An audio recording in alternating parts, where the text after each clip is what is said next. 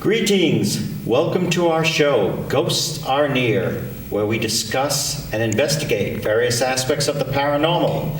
I am your host, Keith Johnson, the co-founder of N.E.A.R, New England Anomalies Research. And unfortunately, my co-host Sandra is under the weather this evening, but she sends her love to all. And I wish she were here because tonight we are celebrating our 10th year anniversary of doing this show. We started 10 years ago. So, welcome studio audience. Glad to have you here. And do we have a show for you this evening? A very, very special show to celebrate our 10th year anniversary. And you will recognize my first guest, Mr. Jason Mayoh. Congratulations on 10 years. That's awesome. Thank you very much. Glad to be here. I'm glad to have you. Now, of course, he is no stranger to our show. He has been on before talking about various aspects of Rocky Point, but now he's taking the next step. He's actually done a full-length documentary called Tales of Rocky Point Park. And, of course, seated beside you is Jacob. Now, Jacob, you are a co-producer? Assistant director, co-producer, yep. Okay. Yeah, absolutely. Glad to have you with us. Thank you very much for having me. Making your first appearance. Of course, we saw you both on the road show recently, just the other day. Hope you liked it. Yes, very much, very much. Good friends of ours. Thank you. And Andrew Lake, of course, is no stranger to our show or the paranormal community as well. How are you doing, Andrew? Not too Glad bad, to Keith. see you here. Congratulations on 10 years. Started as a gardening show, didn't it? Well, kind of. They're kind of like This Old Shack, and then This Old Shack became haunted. And digging up graves, you know, that Yeah, you had things trouble like doing that. that. Thanks for having me on, and it's good to be here. Good. And of course, you are the narrator for this show, Yes. for this documentary. Excellent. So, Jason, fill us in. How did this all start? Now, of course, we know you've been an aficionado of Rocky Point for many, many years, and I guess you're an authority on the history of Rocky Point and the haunted legends. Of course, you are also a very excellent illustrator, and you've done this in illustrated form, comic book form, and well, tell us about how this documentary came about. Yeah, it was probably 2007, 2008. I had published a series of comic books all about Rocky Point. And really, that was inspired from seeing what the park had turned into over the years. Because we all have these great memories of the park, but seeing the state that it was in, the decay and the ruins, that inspired me to tell the story about the history. And one thing that struck me was the fact that over 150 years it was open, and it had been destroyed a few times by fires, hurricanes, and it seemed like it was the amusement park that kept coming back to life. Right, a revenant. Yeah. So, researching the park, there were tons of urban legends when we were kids about different accidents that had happened there. Turns out a lot of those were true, and a lot of them had some sort of basis in the truth. So we put the comic book out around 2008, like I said. Then in 2010, 2010 was we did a museum show, and that's where I met Jacob. In Apponaug. Yeah. And from there, Jacob's a big collector of Rocky Point artifacts. And we sort of started sneaking into the park, getting interviews, doing a lot of research. And through those interviews, we started finding out a lot of those murder stories and stuff like that. And we wanted to do more research with that and finding out that there's still film footage out there that has to do with that. And after so many years, we gathered, I don't know, about 30 hours of footage. We basically said now it's time to maybe put it all together and get it out there. Unleash it to the public. Yes. And of course, Andrew was, the perfect narration for this. And we had all this footage, and it was like, well, how are we going to put it together in some sort of cohesive form? And Andrew, reading from the comics, gave us the template to put it together like that. And how did you feel, Andrew, about the way this has come together so compactly and everything? Oh, I've been thrilled to be involved in it. I can remember I was helping Jason with his second episode of Haunted Rhode Island. And we did on Dolly Cole, and we were talking about research into Dolly Cole, and I said, well, you're doing this some research on Rocky Point. I said, were you aware of the grisly murder that took place there in the late 19th century? And he said, oh, yeah, I was aware of that. And I said, well, did you know that made it into papers all the way out in Danielson, Connecticut? And he was like, wow, no, I didn't realize it was. I said, yeah, the papers were pretty shocked by it. So we took a ride together to get to know each other even better, and went to the Historic Society in Danielson and dug up that article, which just showed you the fact that something that nasty touched people that far away from our coastlines. But I think that was my first true involvement and contribution to the research, so to speak. But Jason had heard my voice on a little documentary I had put together and said, hey, would you be interested in doing the narration? And I was on it, being a proud Rhode Islander to narrate a documentary. Well, you're the Rod Serling of Rhode Island. Thank you. That's a very nice compliment. I'd like to think that. Yeah, I appreciate that. But no, my involvement has been, I've been gung-ho all along. Yeah, of course. And all of us have wonderful childhood memories of Rocky Point. And for our viewers who are outside of Rhode Island, could you just briefly give a synopsis of what Rocky Point was and is? Yeah, absolutely. Well, it was considered the playground of New England for over 150 years. Started way back in 1847. And being in Rhode Island, it was the place to go if you're a Rhode Islander, a New Englander in the summertime. It was great. Some of the older rides, at least when the park was sort of on its downfall, was the Corkscrew roller coaster, the House of Horrors, the Skyliner. What else? The Flume. The Flume. Flume, yes. The Flume. And that, of course, fits into the stories of the hauntings of the so-called curse of Rocky Point. Now, you have to pay attention. You have to sit up and pay attention when something is the curse of. It's the curse of. Yeah. Curse of Rocky Point. Now, why would that be cursed? There's actually 3 different variations on the curse story. And one has to do with the gypsy legend. Gypsies, fortune tellers on the Midway. Supposedly, these gypsies were long-standing at the park, and the manager wanted that space for something else, their booth, and gave them the boot, and supposedly they cursed the land and spit on the land when they were out of it. Then there's the Native American legends. Certain areas in the park, supposedly there were relics found, things like that. And then there's also the mysterious cave at the park, which was a first attraction back in the day. Oh, yeah. And the legend is that certain artifacts were removed from the cave, and it was sort of a violation of sacred land. Now, anybody here jump off the ski lift to go into the cave? No, I never did do either. it, but I never did. Very tempting, Yeah, tempting, but they were keeping an eye on you, because some people did actually jump off the ski lift, and I mean, it was like a regular ski lift, and you get to the flatland, you jump off, and There's several stories about that Skyliner and accidents revolving around it, and one of them, one of the most tragic accidents there was the death of a maintenance man. Yes, that is truly horrific. Yeah, and so that turnaround part in the woods, Andrew, you know what happened, right? They sent a maintenance man up. Yeah, and they were working on the system, and I guess somebody thought they were supposed to turn the motor back on. Power was out. Yeah. Now you have to picture this. This is a ski lift, and you've got these humongous gears. Big steel wheels that run the cable from one end to the other. And somebody is in that. Between the wheel and the cable. Yes. It went on. And it just spontaneously went on, and the man was severed. It's just. And of course, I think when I was talking to Jason about it, is this idea that some people would say that toward the end of the season they'd be like, "Oh, don't try and jump off. They got some guy up there in like overalls, like out up there." Scare tactic. Yes, right. And nobody in the park, from what we understand, they never stationed anyone up there.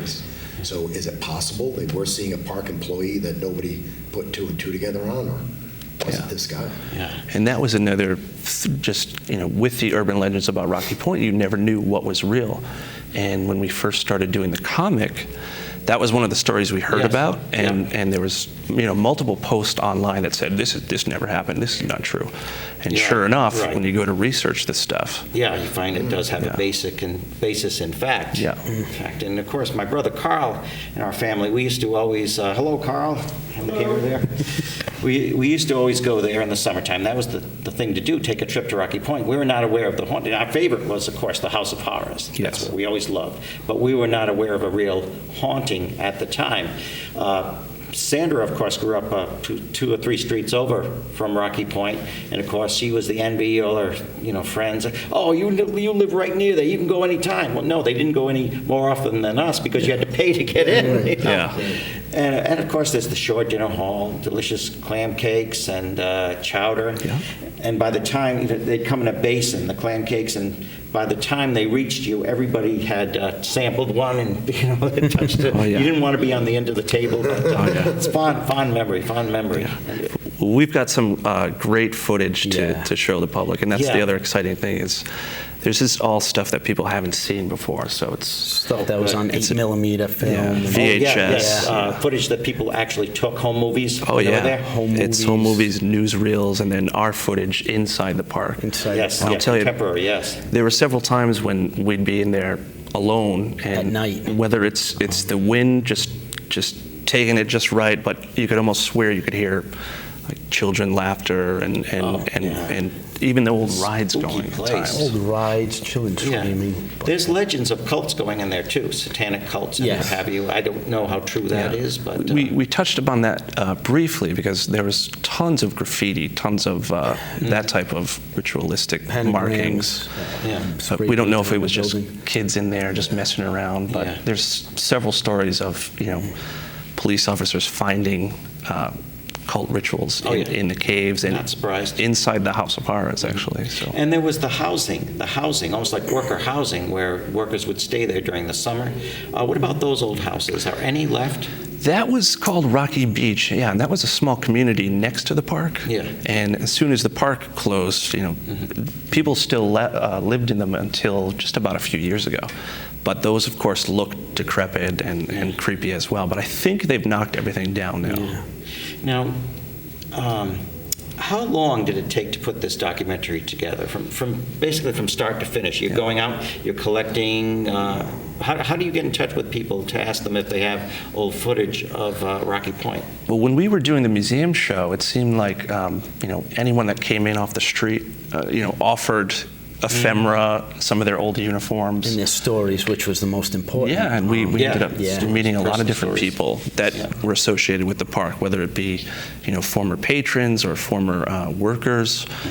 But probably, if that was 2010, probably about 5 or 6 years. 5 or 6 years, little by little, just gathering information, going to the library, getting even more information. Historical Just- Society.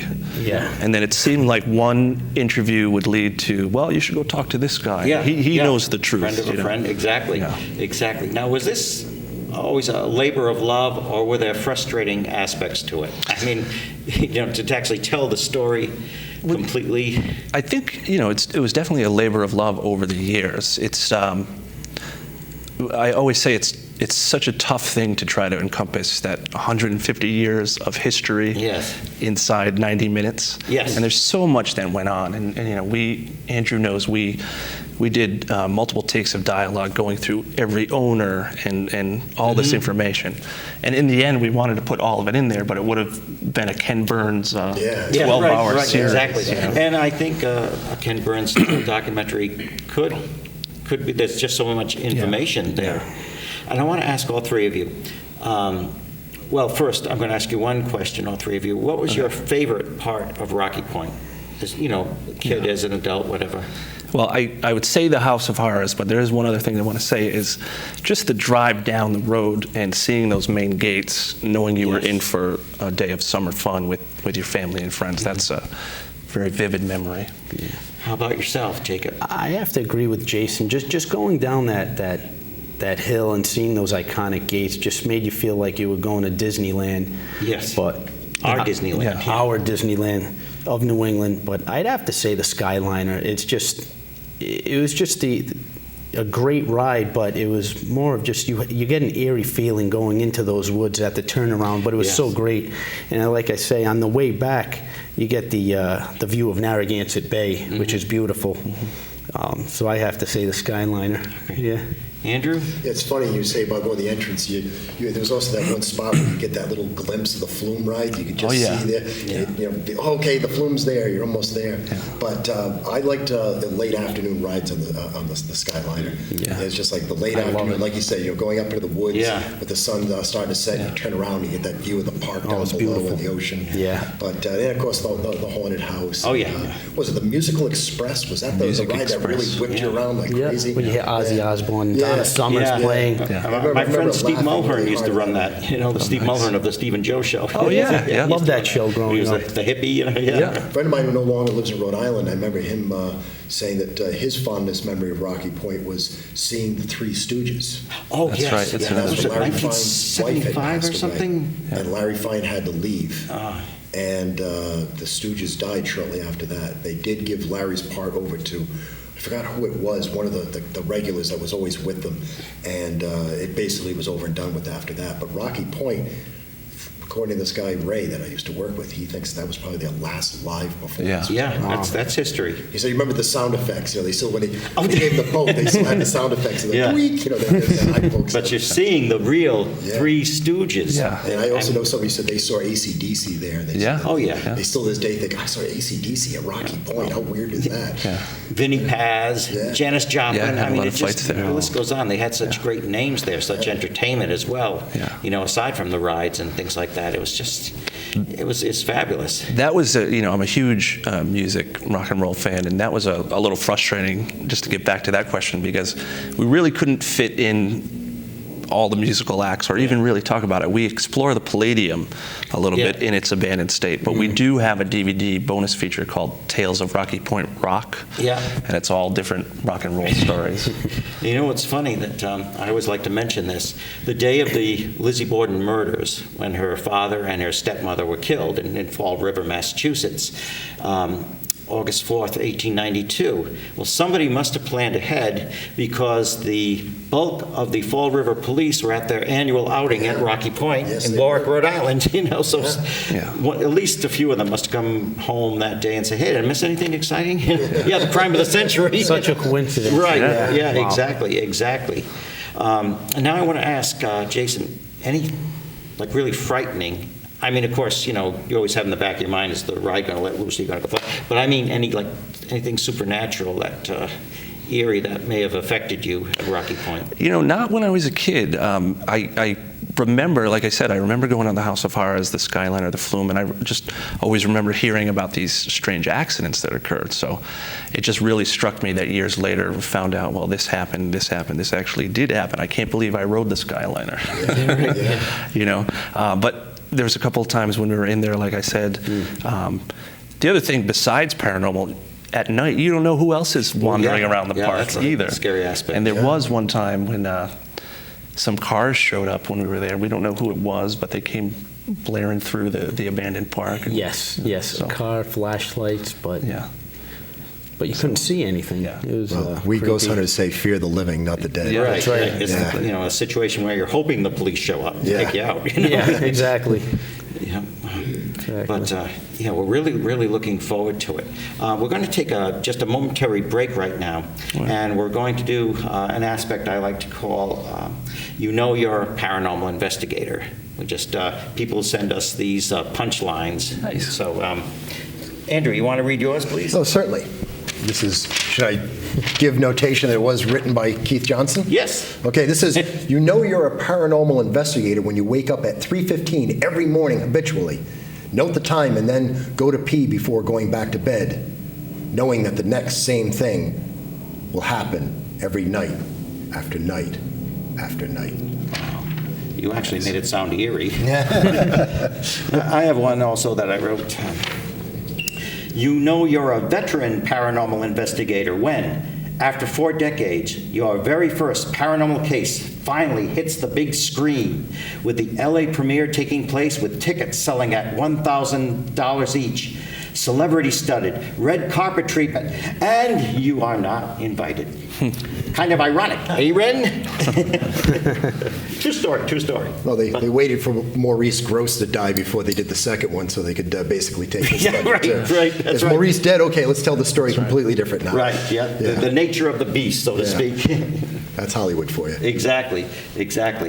Now, Andrew, your experience in narrating this, bringing, that aspect to it, describe what that was like. I mean... Well, I just had Jason basically direct me. I told him, I Yeah. said, I'll give you what I can, and you tell me, is that what you want? Do you want it more like this, less like that? Mm-hmm. And it was basically just sitting in his studio at his home, and and him listening carefully with headphones and going, no, give me that one again. Give it a little more spooky, a little more upbeat, and just trying to get that presentation, the way he wanted it, because you hear your own voice differently than other people Right. hear it.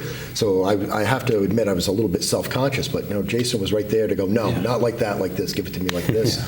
And from what I've seen, I have not seen the whole film yet, but from what I've seen, it's been, wow, all right, good, it worked, and the voice does seem to fit. So again, I can't say enough how excited I am to be involved in this, because Rocky Point is a big part of New England. It Yes. really is, and being It's American history. It's a big part of American history.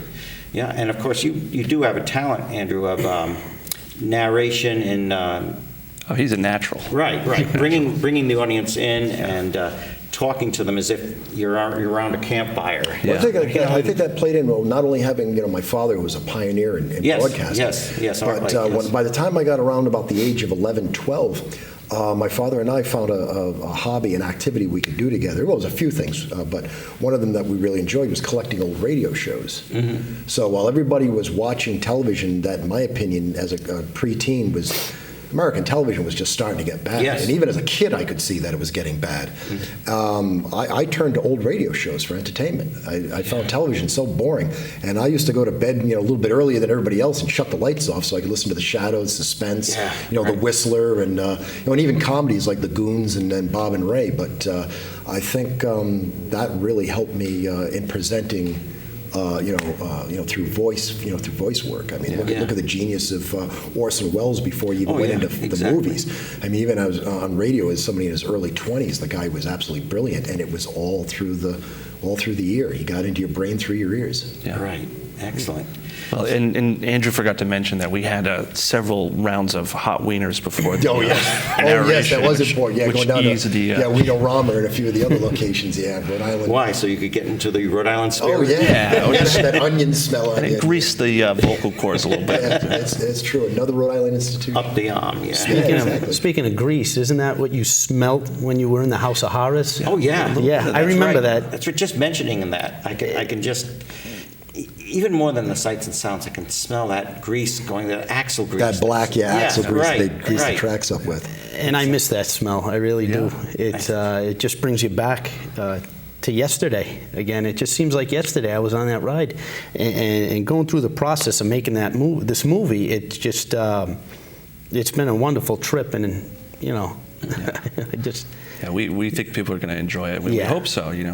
We were talking a little bit earlier. It's it is about the dark side and some of the more mysterious side of the park, but it does have an upbeat message to it where, and I don't want to spoil the ending, but, the park now sits as open space. It's a field of grass, so as still talks of potentially doing something down there. Mm-hmm. And we sort of try to leave it open-ended, and we'll see what the reaction is. So the premiere, of course, is tomorrow evening, or Saturday evening. Saturday evening, yes. And of course, by the time the show airs, it will be over. But I mean, that's not the end of the production, of course. It's going to be distributed. And we're going to see how this goes, and possibly do some other showings, and we'll have a DVD as well. And so, how do you feel about your work being premiered on the big screen? Good. A little anxious. I want to make sure everything goes smoothly.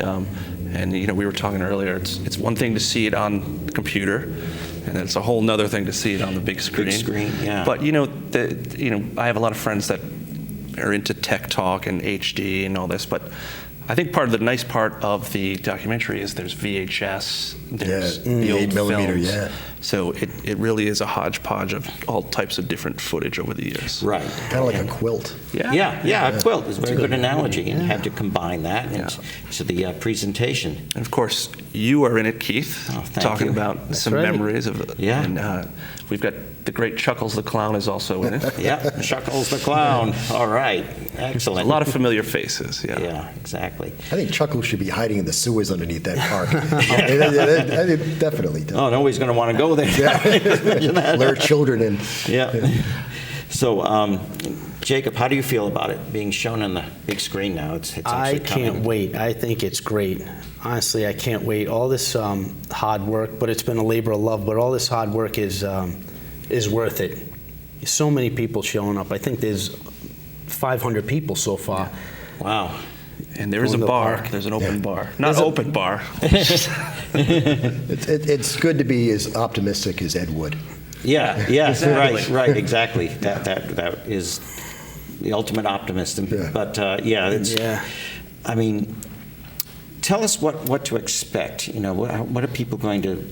You know, those who have grown up, especially in Rhode Island, and are looking to see this, what are we going to see? Well, I think like we said, it's a trip down memory lane. You're going to be on some of those old rides through first-person video footage. Yeah. You're going to First-person. learn a lot more than you probably the average person knew about Rocky Point. You're going to get a history trip, and it's just going to be exciting. Yeah, and it's just so much of history, American history. Yeah. The Sprague family, Byron Sprague, Yeah. his history of bringing Rocky Point to be an amusement park, and the first telephone call to the White House Yeah. by Alexander Graham Bell Yep.